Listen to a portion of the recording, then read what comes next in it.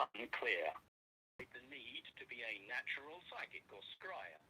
It may refer to that strange and ineffable pull towards that all true practitioners feel. Welcome, greetings. This afternoon I figured I got a few moments of free time, not exactly sure how many, but I thought I'd like to do something a little different. Something I like to call Revelation of the Realm. It's been coming to my attention that the realm we live in is not exactly what we've been taught that it is. That it's possible there are many things. So looking and finding such said information is from a gentleman named Eric Dubé. He's one, and and another is a fella named John. A channel where he explores the realm. The realm. We haven't even begun this. This is a list of cathedrals throughout the realm. We haven't even begun this exploration. I'm very excited and also overwhelmed. At some point, I will look at all of these cathedrals. And what I'm hoping to do is shine some perspective on the sheer number of cathedrals throughout this realm. Many built in a time before power tools, before automobiles, and sliced bread.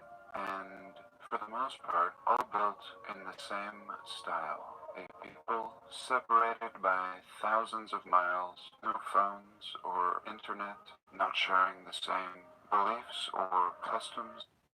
Now, some of this came to my attention back in 2015 when I was reading through Robert Anton Wilson's book Prometheus Rising theory in one of his. So my camera keeps blanking. Mentioned it in full, but one was a hand-drawn card onto a spinning globe, and he gave the basic calculation: 1,000, 6,000 miles an hour, and then the sun flying around the Milky Way at 606 at whatever the number is, and the cartoon are going through in their minds. And I was out. There are three locations that had come to mind when I was looking into old world architecture and its profligacy throughout the realm. We were down in, I believe it was it was Tianjin. It might have been Tianjin or Qingdao. Can't remember exactly which one we were in, but it was a number of years ago. And I saw this old Greco-Roman, supposedly colonial architecture, and I thought, wow, like there was an old section of the city, and they said that it was built by Chinese. And then, the Japanese one in Tianjin. And in Qingdao, there was a section of the city, looked exactly the same, all this old Tartarian architecture. And they said that that one was built by the Germans. And so, old world architecture, and thinking, wow, how could there have been those guys over here building all of this? And another location that came to mind was down in Xiamen. I went down to Xiamen, and there was a island called Gulangyu, and every piece of architecture on there was colonial and built like at the end of the 1800s, so around 19 something, 19. The buildings had various dates on them: 1909, 1913, something like this. So about 100 years ago.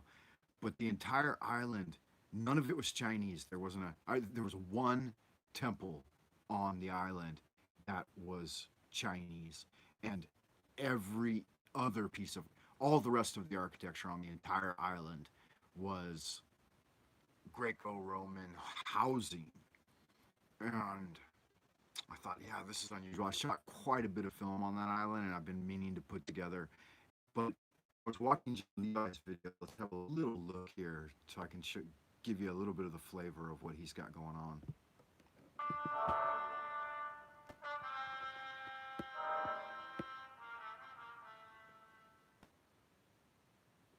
Now, of course, not surprising to find in Europe, as this seems to fit in the narrative we are given. It's when we find them in the more exotic places. Here, for example, is one in North Korea, and not looking very North Korean. Here are some cathedrals in Sri Lanka, very beautiful, but quite honestly not looking like a cathedral. And no talk of its construction, or at least how, of course, instead giving us a date of its consecration. Nonetheless, they began in 1782 and completed it in 1902. St. Lucia's City Hall-looking cathedral. And mind you, we're still in Sri Lanka. Here we have the St. Sebastian's Cathedral. Always a dome and a cupola on top, and always a St. Mary's. In this case, we have two St. Mary's. All right. So that gives you some of the idea of his style of exploration in his videos. You've got the combination of accessing the Wikipedia pages and the narrative that they give there for these old Tartarian buildings. And then he's got the background music of classical guitar, I believe, and I think he plays that himself, or that sounded like it might have been a harp or a harpsichord, something similar. But very classy, very enjoyable to listen to. His voice is quite mellow and refined, and it's a pleasure to listen to his videos. So I thought I would give a shout out to him in the Revelation of the Realm.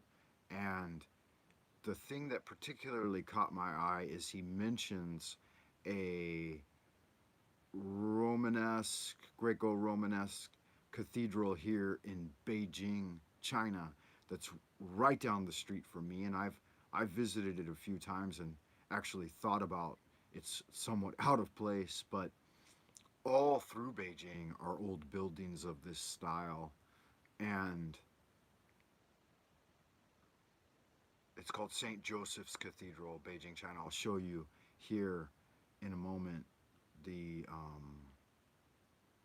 what he says about it. But the reason it struck in a memory of my own where I was out in a part of the city near where my wife's grandmother, her maternal grandmother, used to live.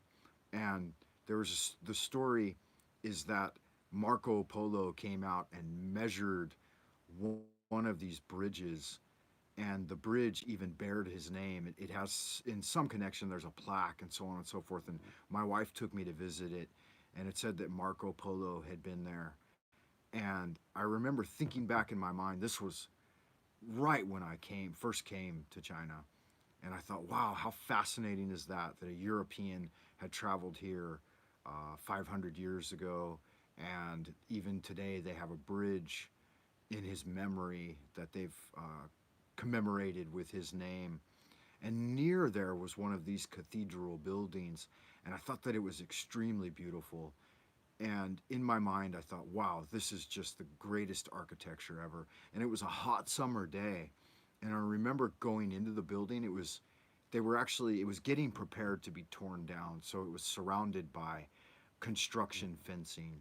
And you weren't supposed to, it was supposedly off limits. But anyway, it was a hot summer day, and I remember going into the building. I just snuck in or whatever. And when I got near the door area, and I remember going into the building, it was really dark, and the walls were extremely thick, and maybe they're this brick with facade over them, but I thought that it was large stone, that it was done with like megalithic masonry. Now, I mean, I didn't have the same Revelation of the Realm mentality when I went in and looked at it. But I remember walking through this really large arched doorway, and suddenly the entire building was very cool. The stone and the facade was all cool to the touch. The shadowy alcoves inside were cool. And this was a blazing hot summer day. And when the breeze would blow through, like the breeze seemed to be agitated by the architecture itself, and it was cooling and refreshing. And I remember there was a couple of other places I have experienced like that in China. One is an old town in Shanxi Wutaishan called Pingyao Gucheng, where the entire city is made like with that style of old megalithic architecture. Even in the hot summertime, all of the interiors of the building feel cool. And they were explaining it. I remember the tour guide was talking about it and explaining it and saying that, 1,000 years ago, supposedly, or whatever, that the city was built, that the architects understood natural cooling and feng shui, and that's why they built it that way, and that's why there was that phenomena. And even when you were walking in the alleys between the buildings, if you were out in the exposed away from the buildings, the temperature was significantly higher and uncomfortable. But as soon as you made your way into the alleyways among those old buildings, the temperature was quite a bit cooler. And then inside them, in some of the subterranean chambers, the underground rooms, were quite cool and refreshing. And so I thought I would share that story with you guys.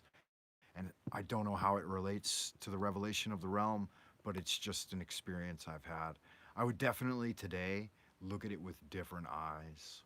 A beautiful building, and again, a facade of a Romanesque style cathedral with 3 spires. So what is certain is there is no Romanesque style, and there is no Roman. This is beyond Greek and Roman, is what I hope that I am showcasing here today. When a style of building can be found all throughout this realm, seemingly built by the hands of the same people, it's pretty safe to assume that they were not built by the present cultures that we find in these regions today. And this one, the St. Joseph's Cathedral, also known as Dongtang, is in Beijing.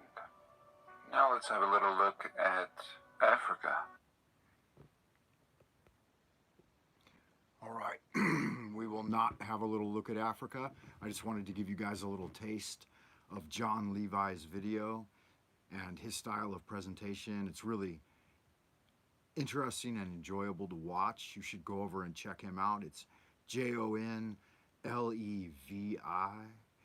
A lot of there's actually quite a few people who do this style of revelation of the realm type video.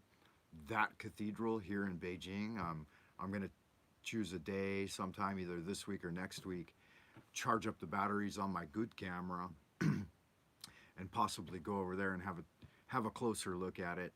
Sadly, the one I had mentioned that I visited was being decommissioned, and it has already been torn down. I went into the city with my wife a couple of years ago looking for it again, and it's gone. It's nowhere to be found. I've found that here in Beijing they do that. That's happened with a few buildings, that they've actually disappeared, and then others have reappeared. So they still understand this style of construction here in China, the red brick with the external facade and then covered in concrete and what's the word? Ornamentation. I was out at an old park near a hospital recently, and they had one of the walkways was piled up with roof tiling, and it was all brand new, but it was done in the old style. And I thought, okay, so and I've seen it multiple times, but they were refurbishing a building that is supposedly 600 years old, but they're refurbishing it with all recreated, well, what's the word I'm looking for? Like new tiles that they've just made. And so they were redoing the roof and the interior and some of the exterior that had fallen into disrepair. So fascinating. The only thing with John's videos I've noticed is that this one's 18 minutes and 44 seconds long. The only thing that's wrong with them is they're a little too short. You get 20 minutes in and you think, God, I could listen to this for an hour. So I think in the past, he actually did them a little longer, like a little upwards of 30 minutes. But these days, he's been doing them shorter and shorter. taken at face value, it would seem to suggest that one must be born a natural magician in order to work with these spirits. Right now I'm going to look up an article that was written about John that actually appeared, I think it was in Forbes magazine, but I tried to blog about it I tried to mention it on one of his videos on YouTube, and the comment got taken down like 5 times, and I know that it wasn't, I'm pretty certain that it wasn't John that took it down, because I've commented on a lot of his videos, and that's never happened before. So let me see if I can find it. JonLevi. Meadows, pools, and rivers. They are in contrast to the celestial spirits of the planets and their legions of serving spirits. Due to the undeniably passionate Christianity of the author, it is difficult to know whether the pagan earth spirits that would be treated in this book Bloomberg, that was it. So I've got it now here. Inside Architecture's Wildest Conspiracy Theories. And it's an article on Bloomberg that mentions John by name. I had mentioned this, like I said, I had mentioned this on one of John's videos in the past, and it was taken down. Don't know why. I'm going to find it again here, though, and I'm going to quote it and send it to him again. I'll share it with you guys first, though. So here's the name of the article. Imperial ambitions of the English magician and scholar Dr. John D. This work is intended to Guess I've got to accept cookies to look at it. over different geographical regions of the world. Don't know if Bloomberg's going to let me look at it or not. Wow, what a large advertisement they've got going on there. The name of the article is Inside the Tartarian Empire, the QAnon of Architecture. On YouTube's videos and Reddit boards, adherents of a bizarre conspiracy theory argue that everything you know about the history of architecture is wrong. This article was written this year. That's fascinating. In 1908, architect Ernest Flagg completed the Singer Building in Lower Manhattan, a Beaux Arts showstopper made for the Singer Sewing Machine Company. From a wide base, a slender 27-story tower rose, topped with a mansard roof and a delicate lantern spire. Every inch dripped with sumptuous detail inside and out. Vaulted roofs, marble columns with bronze trim, window mullions with spiral fluting. The lobby was said to have a celestial radiance. A book was written just about its construction. For a year, it was the tallest building in the world at 612 feet. They're not going to just let me keep reading their article for free, huh?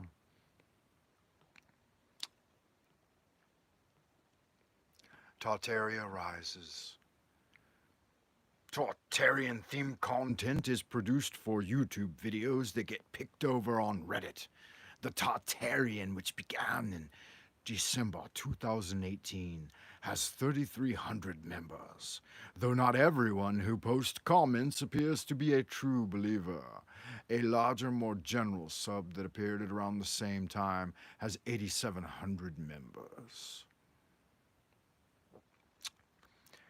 The Tartarian storyline is not directly related to the adrenochrome harvesting satanic pedophile cabal that lies at the heart of QAnon, the unfounded conspiracy theory that crashed into the real world in 2020, but it shares some of what Peter Dido, a social psychologist at the University of California, Irvine, who specializes in conspiracy theory, calls QAnon's cafeteria quality. There's no overarching narrative or single authorial voice interpreting events. It's just a gusher of outlandish speculation. Adherents can pick and choose which elements they want to sign on to. So that's their take on it. Here we go. Just want to find the part where John Levi is mentioned so I can quote it and tell him about it. I don't know if he's read it already. I think maybe he has. I don't know. But every time I put that comment up, it got taken down. And it wasn't by him. Like, it was immediate. It just didn't appear, and then it was removed. So I'll try again. I don't know if it will. I don't know if they want him knowing that they've quoted him by name. Maybe they've changed the article and removed the quotation about him.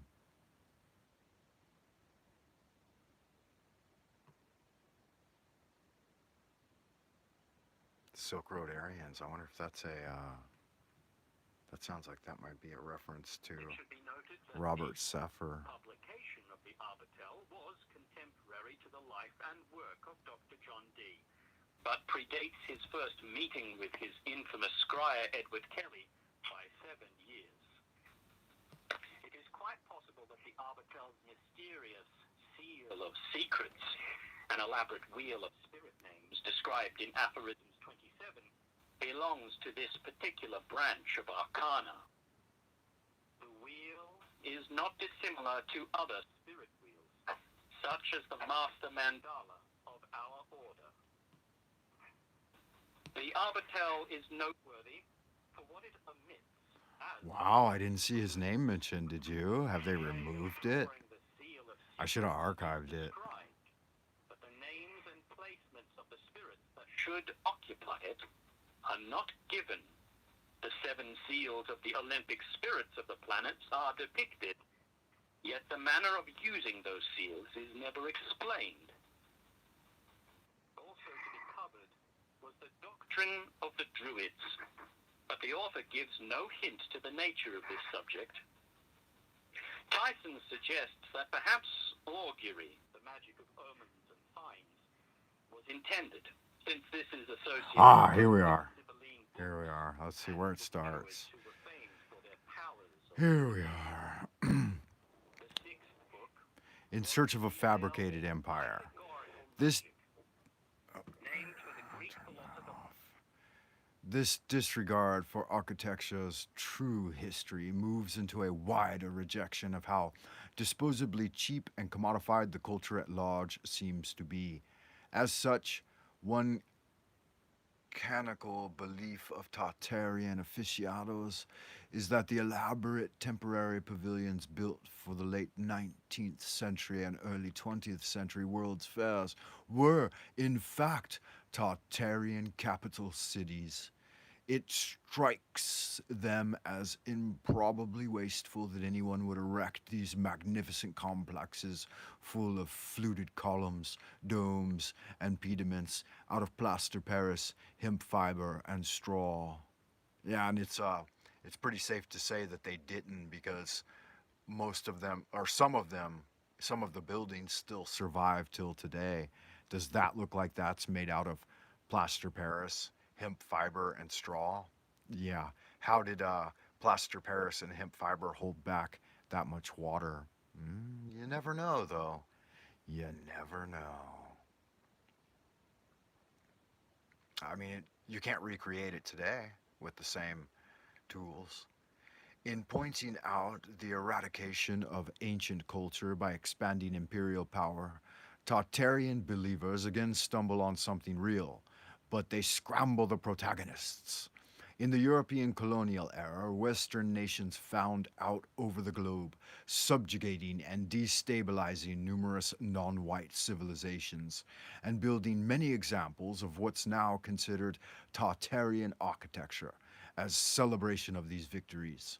But when YouTuber JonLevi marvels at the Hong Kong Shanghai Bank and the rest of the 1920s banking infrastructure built along Shanghai's Hongpu River, he doesn't see the wealth extracting handiwork of a rapacious 20th century empire in the Tartarian verse.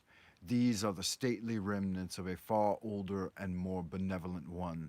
The theory posits that only Tartarians, British bankers, or Belgian rubber barons could move culture like architecture across geography. That's not, huh? That's not the way the original quote was worded. Let's see, maybe it's in here again. Um, Fascinating. They've either changed the article or they've removed the section because it mentions how many subs he's got. Oh, here it is. Here it is.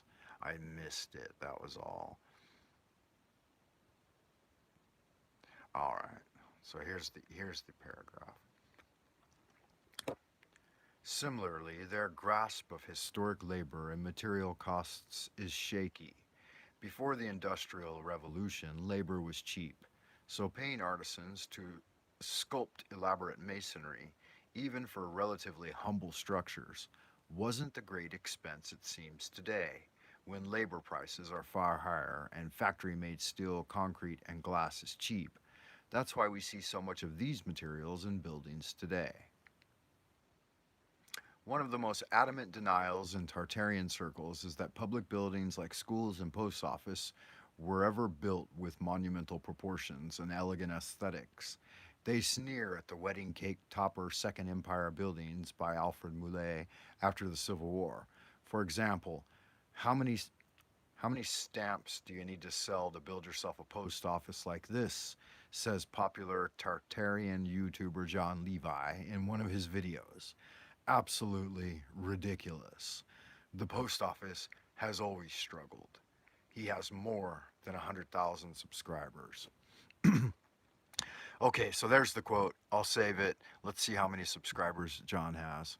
Yep, it's correct there. He reported accurately. He does have more than 100,000 subscribers. Wow, that took some time.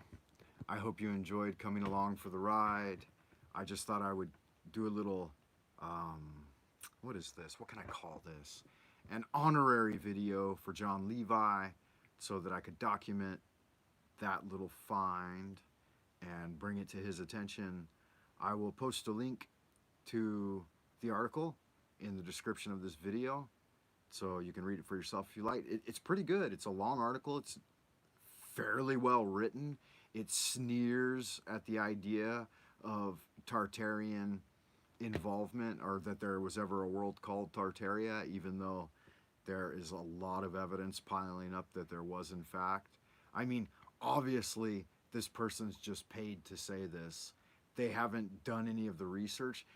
And one thing that gets me is when people jibe at you for doing research on a computer when they think that you should be watching television instead. But it's not just research done on a laptop. It's also research done in libraries.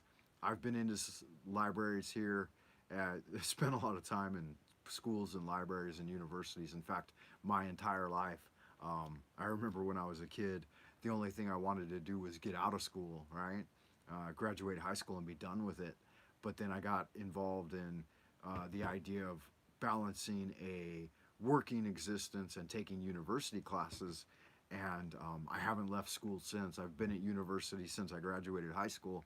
And I've worked as a teacher, and I've just always been around books, and I enjoy books. So, and reading articles, whether it be an article lampooning you or an article praising you, Lao says there's not a lot of difference. Either way, you're getting credit, right? So let the naysayers throw nay. Let the naysayers say nay.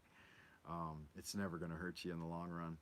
Pythagoras of the 5th century before Christ, this chapter of the Arbatel would undoubtedly have borne close Let me resemblance finish to the off numerology with of a Agrippina's little second book of occult philosophy, and may have included predictive shout out to astrological Bloomberg. magic. Book 7 is dedicated to the magic I remind you, it's Apollonius. written on Apollonius of Tyana. Apollonius of Tyana. It's written on CityLab, Bloomberg, inside the Tartarian Empire, and they call it the QAnon of architecture. I don't think that's fair. I hope y'all good looking, sexy people are doing well out in Happy Land. Thank you for joining me for a short presentation admiring JonLevi's work. Good job, John. Keep it up, man. We really enjoy it. Into the abodes of the future, as above, so below. I'll see you on the next vid.